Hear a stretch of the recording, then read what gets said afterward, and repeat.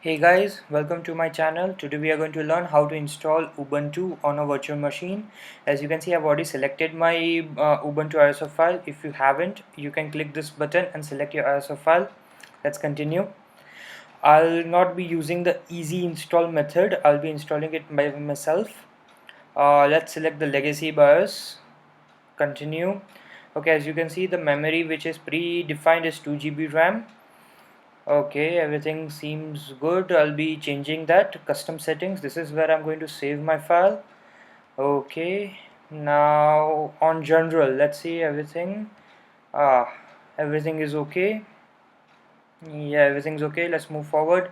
Okay, I'll be selecting two processors and anything above 2 GB RAM. As you know, 2 GB is the minimum RAM given by Ubuntu, defined by Ubuntu. So okay, display, I'm going to set my virtual machine's displays to resize. Okay, perfect. Next, network, I'll be selecting a bridged network with my Wi-Fi. As you can see, I've got my IP address. Now next, okay, hard drive. By default I'm getting 20 GB of hard drive. I'm going to change it, let's say, to 25. Okay, if you want you can change it to more. Okay, now startup, let's select the hard drive for starting up. That's it. Let's close that and press.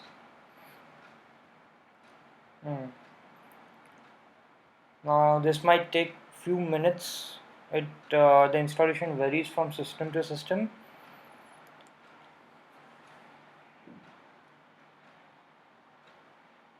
The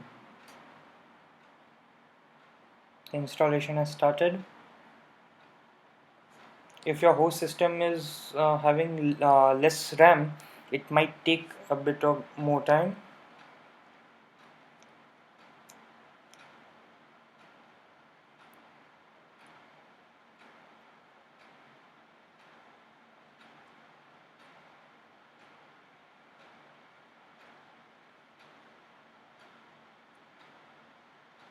Okay, this is my SSH key which has been created, so it is good.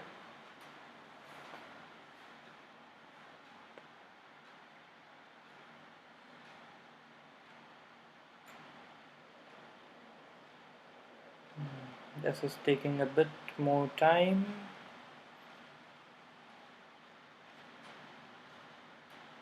Yeah, now the installation is starting.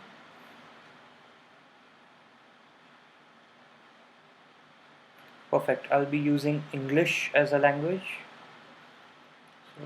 Okay, now this option is optional for everyone. If you have installed the latest version of, if you have downloaded the latest version of Ubuntu, this won't have occur. Mine seems to be a bit more outdated, so I'll be updating the installer. I'll select the update the installer and let it download.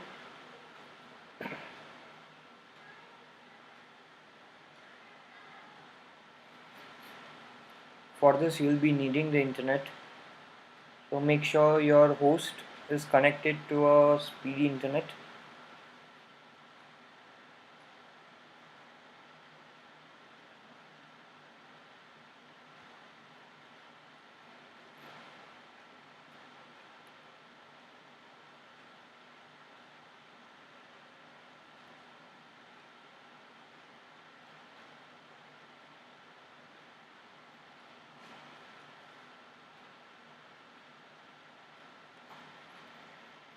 Okay, perfect. As you can see, it has already detected the system layout, the keyboard layout. So that is good. Okay, my IP address has also been detected, so that is good. Okay, this is the proxy address. I'll not be needed by default. You can keep it blank. If you have one, you can paste it over here. Let's click next. Okay, this is the by default mirror of Ubuntu from where all the packages will be installed and downloaded. Let's not change that. Okay, over here I'll be selecting, I'll want to select my own disk. I want to customize my disk. and I'll be using LVM, but I will not be encrypting my data. So next, okay, 20, as you can see, 20 GB is given to my root, 1 GB to my boot, out of my 25 GB. That is good. The partition details are to be seen over here. So the partition is good. Let's move forward. Once you continue, once you press continue, there is no turning back. So make sure everything is okay. Now enter your name, techie. Okay, my server name. Now this will not allow you to place capital letters. My password.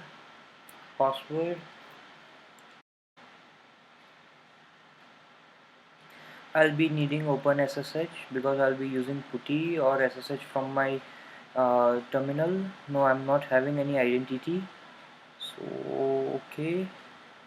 Now these are the predefined apps given us by Ubuntu. If you want, you can select them, but I'll be downloading them individually at a later stage. So I will not be selecting any of these apps. And then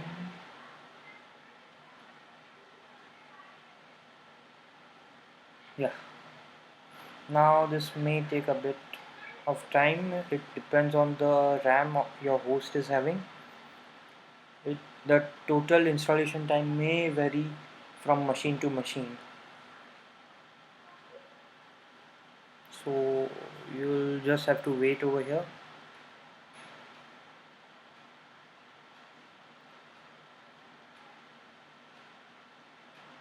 Do not press any buttons or close the windows, please. This may interrupt the installation.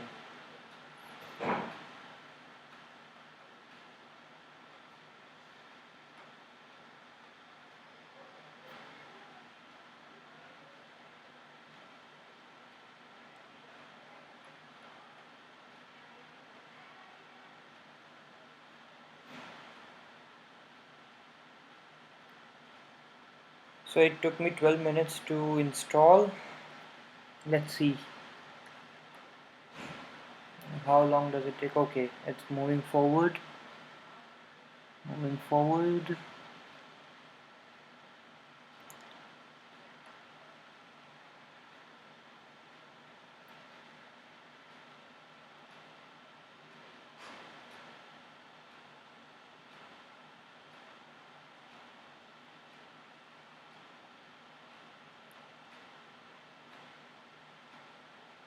Oh, this is taking a bit of time.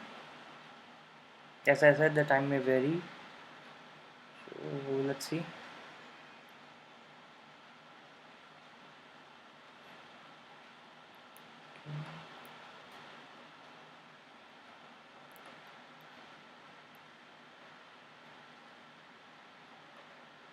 So it is installing OpenSSH server. That is good.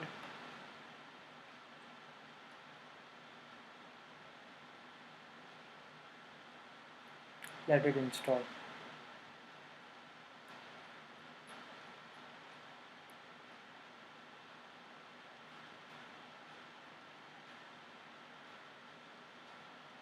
Hmm.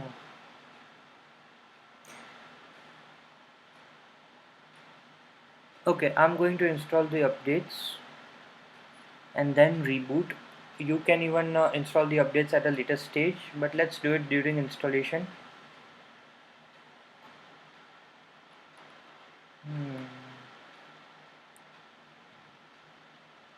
And the installation is done, so let's reboot.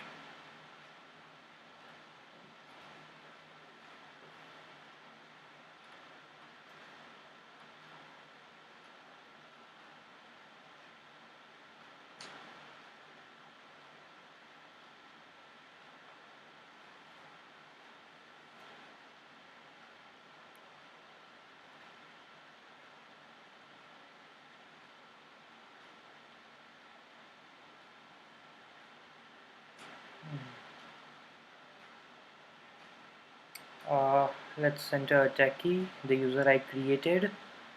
So a tech key